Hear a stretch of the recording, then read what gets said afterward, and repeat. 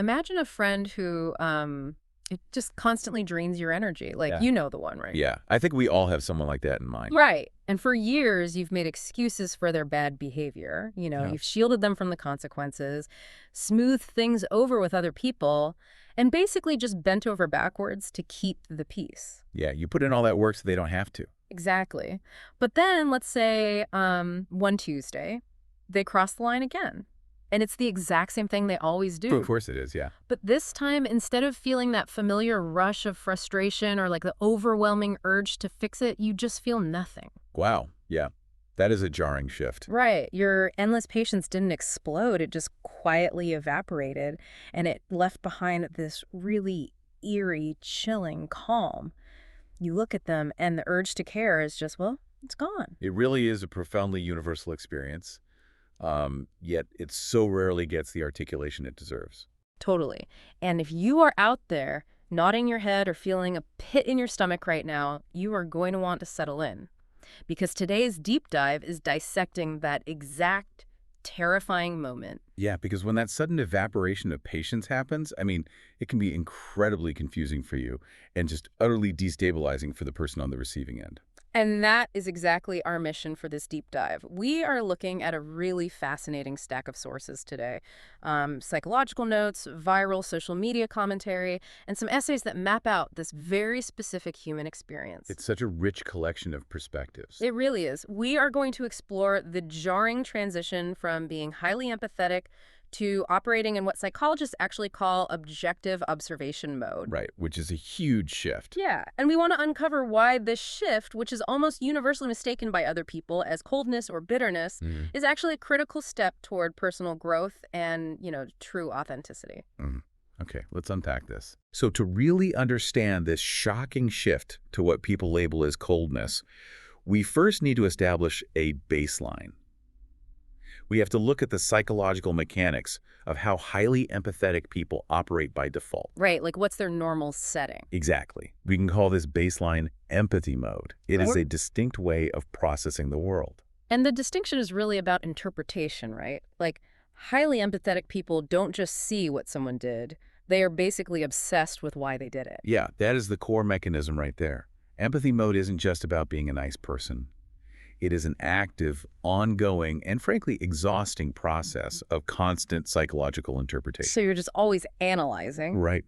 When you are in this default state, you are perpetually making excuses for the people around you. I mean, you are handing out the benefit of the doubt like it's limitless. Yeah, like an unlimited supply. Exactly. Yeah. You are absorbing the extra emotional costs of a bad behavior because you care about them.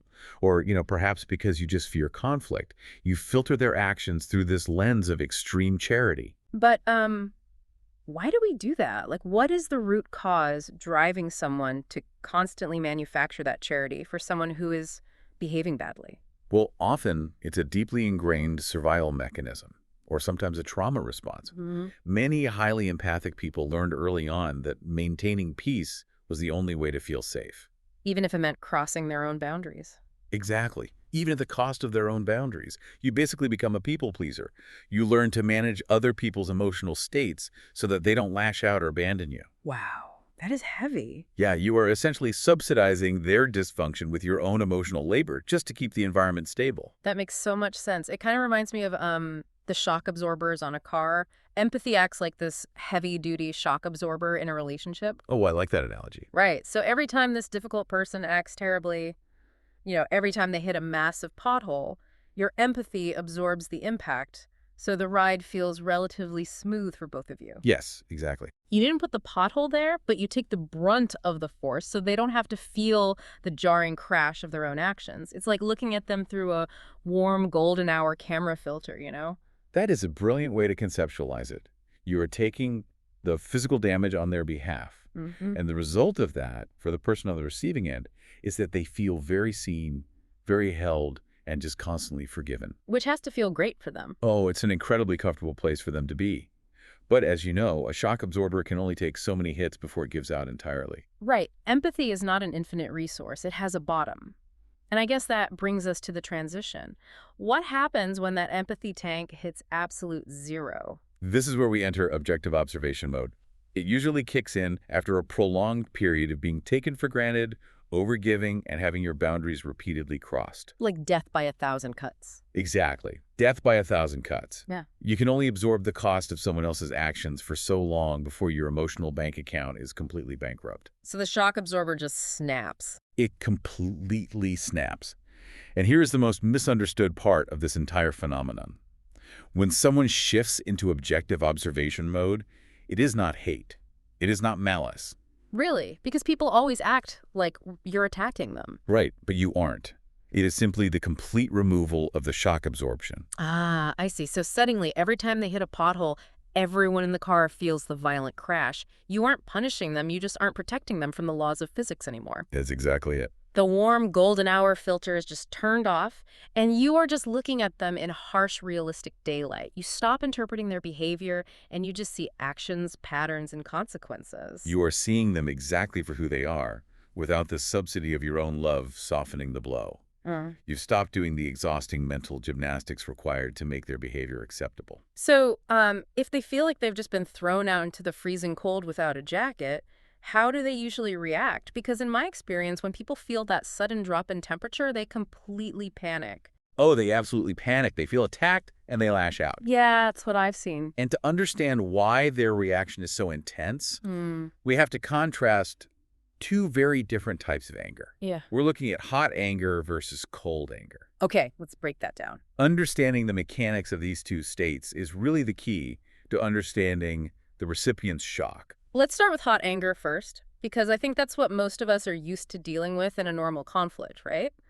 Hot anger is loud. It's super emotional. Yes, exactly. Like when you are in a state of hot anger, you are firing off paragraphs over text. You are raising your voice. You are demanding an apology. And counterintuitively, hot anger is actually a deeply validating experience for the person on the receiving end, even if it's unpleasant. Wait, really? How is getting yelled at validating? That sounds awful. Because hot anger requires immense emotional effort. If I'm yelling at you, if I am pleading with you to understand my point of view, it means I still care enough to expend the energy. Oh, wow. I never thought about it like that.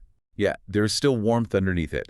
I am still attached to the outcome of our relationship. I am fighting for us, even if I'm doing it in this messy, confrontational way. So it shows you still care. Right. Hot anger proves to the other person that they still matter to you. That is fascinating. So hot anger is still a form of engagement. But cold anger, which is what this transition to objective observation really represents, that involves absolutely zero emotional effort. Exactly. Zero. There is no yelling. There is no pleading for them to change. It is characterized entirely by distance, clarity, and just total indifference. Clinically speaking, we are looking at states like compassion fatigue or empathic burnout. Highly empathic people rarely explode when they reach their final limit. They just walk away emotionally. Exactly. They simply detach. The emotional investment drops to zero. Here's where it gets really interesting. In the materials we reviewed for this deep dive, there is this incredible quote from a social media commenter named Genevieve Clinton. Oh, yes. I love this part. She was responding to a viral post about this exact feeling, and she provided a really sharp, nuanced correction to the way we usually think about this. It was so insightful. Right. The original post suggested that the anger feels cold because the recipient misses the warmth they took for granted. But Genevieve wrote, she said, it wasn't the absence of warmth that they took for granted. It was the warmth they took for granted. What's fascinating here is that it seems like such a subtle linguistic shift, but it completely rewrites the entire dynamic of the relationship. The person on the receiving end didn't take a negative trait for granted. They got so incredibly used to consuming your warmth every single day. Exactly. Their bad behavior was being actively subsidized by your exhausting love. And when the supply line of that warmth gets cut off, neutral reality feels freezing cold. Think about the psychological impact of that sudden drop from the recipient's perspective. For the very first time, perhaps ever in your entire relationship, they are being seen clearly. Without the filter. Right, without being softened by your love. That is why an empathetic person's detachment is infinitely more terrifying than a screaming match. Because it means you're done. Exactly. A hot argument means you are still playing the game on their terms. Detachment means you have packed up your pieces and left the board entirely. It's honestly chilling when you really visualize it. If you've been acting terribly for years, but someone has been constantly translating your terrible behavior into something acceptable, being forced to finally look at your raw, untranslated actions must be a terrifying mirror to look into. It is a mirror they never asked for. And, they will deeply resent you for holding it up, even though you aren't doing anything But malicious. just existing in reality. Right. You simply stop doing the extra unpaid labor of making them look good to themselves. This internal shift, though, this empathic burnout, it doesn't just stay between you and this one person, does it? No, not at all. Because when you stop acting as a shock absorber, it completely disrupts your external world and your broader social circles. The whole ecosystem panics. It creates a massive ripple effect.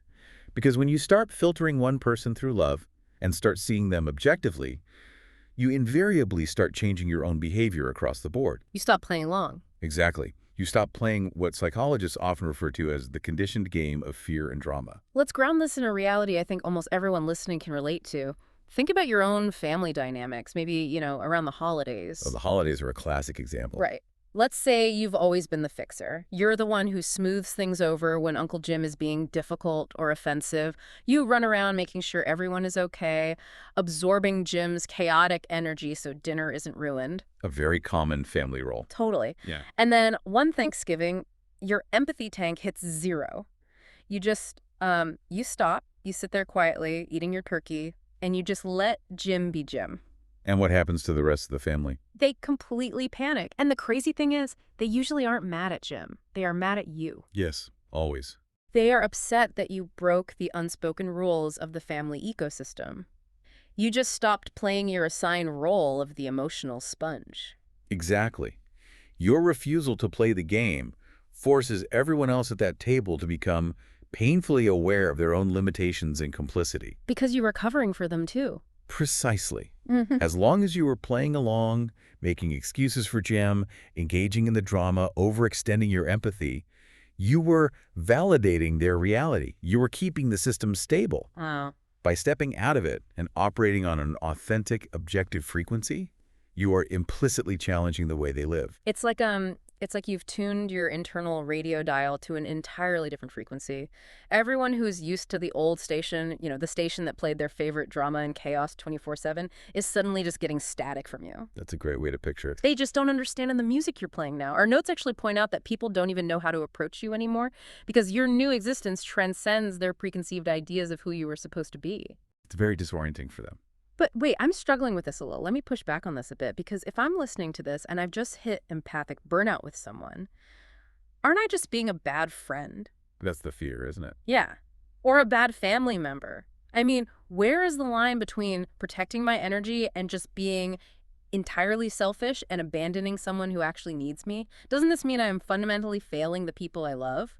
If we connect this to the bigger picture, that is the exact fear that keeps people trapped in empathy mode for decades. But we have to look at the difference between supporting someone and enabling their dysfunction. Okay, so there's a difference. A huge difference. Yeah. You are not failing to meet healthy expectations.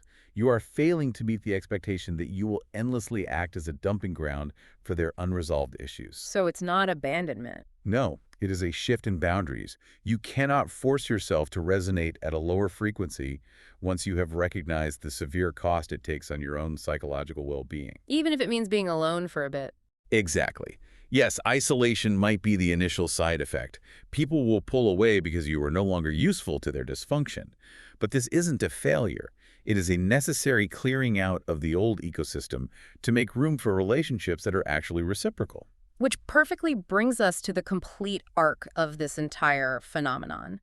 Because getting fed up with a toxic friend or a difficult uncle isn't just an isolated incident, right? Not at all. Detachment and personal growth are deeply intertwined. The sources suggest you actually cannot have authentic growth without experiencing this kind of empathic burnout and detachment first. They are two sides of the exact same coin. Yeah. Authentic living requires you to stop overextending your empathy. You have to protect yourself. Right. You have to stop making excuses for other people in order to stop abandoning yourself. You simply cannot hold on to your own authentic identity if you are constantly draining your own battery to keep someone else comfortable in their dysfunction. Let's trace the exact sequence of events here, because The causality is so important to understand.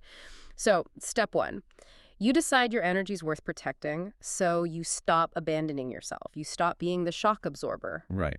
And then step two, the people around you feel incredibly uncomfortable. They realize the free ride of your endless empathy is over, and they have to face the consequences of their own actions. Then step three, because your charitable filter is gone, you now see them objectively. You see the harsh daylight reality of their patterns. And finally, step four, they feel that newfound objective distance, and they accuse you of being cold. They tell you that you've changed, that you're bitter, that you aren't the nice person you used to be. So what does this all mean? When you snap all these pieces together, the conclusion is actually incredibly empowering. It really is. It means that being called cold by people who used to take advantage of your warmth is not an insult. It's a metric of success. It is a flashing indicator that your boundary is actually working. This raises an important question, though, about what we value. True transcendence demands that we give up the deeply ingrained habit of people-pleasing. Which is so hard to do. It's incredibly hard. We have to accept the very uncomfortable reality that our clarity will absolutely be misinterpreted as coldness by those who benefited from our exhaustion. We have to be willing to mourn the loss of being the nice, endlessly forgiving person if we ever want to be a genuinely authentic person. It is a massive paradigm shift. You are trading the comfortable, familiar illusion of constant harmony for the sharp, uncomfortable reality of the truth. Yes. But the payoff is that you finally get to keep your own energy. And when you stop abandoning yourself, you finally have the resources to build a life that is actually yours, not just a reactionary life constructed around mitigating the chaos of others. That is so true. The shift to objective observation isn't a weapon you wield against them. It is a shield you finally pick up to protect yourself. A shield, not a weapon. I love that. So let's bring this all directly back to you, the listener. Empathy is a beautiful default. It is a wonderful trait to be able to see the why behind people's actions and to want to heal the world around you. It is a gift, absolutely.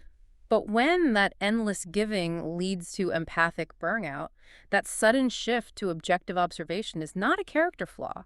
It is not something you need to go to therapy to fix, and it's certainly not something you need to apologize for. It is a necessary boundary. It is the natural immune response of your own psyche finally standing up and saying, enough. Exactly. So take a moment today to reflect on the dynamics in your own life. Look at your social circles, your family, your workplace. Or you bleeding energy. Right. Are there relationships right now where you are acting as the shock absorber? Are you delaying your own authentic growth just to keep someone else comfortable in their fear and drama? It's a tough question to ask yourself. It is. But if you are, remember the ultimate takeaway from today's deep dive. Embrace your growth.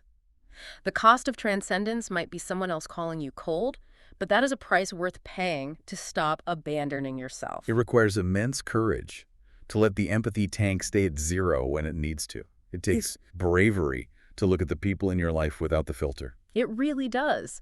And that leads me to a final thought-provoking angle that I want to leave you with today, building on everything we've just discussed about clarity and observation. Oh, where are we going with this? Well, we've talked extensively about how stepping into objective observation mode allows us to see others clearly, right, without the filter of our own endless excuses. Right. But what would happen if we took that exact same objective observation mode and turned it inward? Oh, wow. That completely changes the paradigm. Right. What kind of profound personal growth could we unlock if we stopped making charitable excuses for our own toxic patterns? What if we finally viewed our own actions, our own repeated mistakes, and our own avoidance of conflict with that same stark, unfiltered, harsh daylight clarity? That is a terrifying but necessary mirror.